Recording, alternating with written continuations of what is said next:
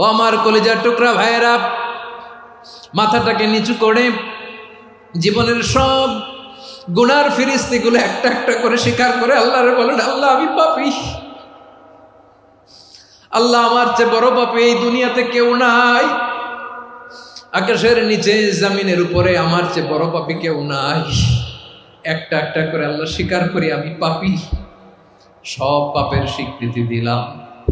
পৃথিবী না জানুক আমি তো জানি, আমি কি পাপ করেছি হায়, আমার পাপের করলে বিচার, বাঁচার আমার নাই উপায়।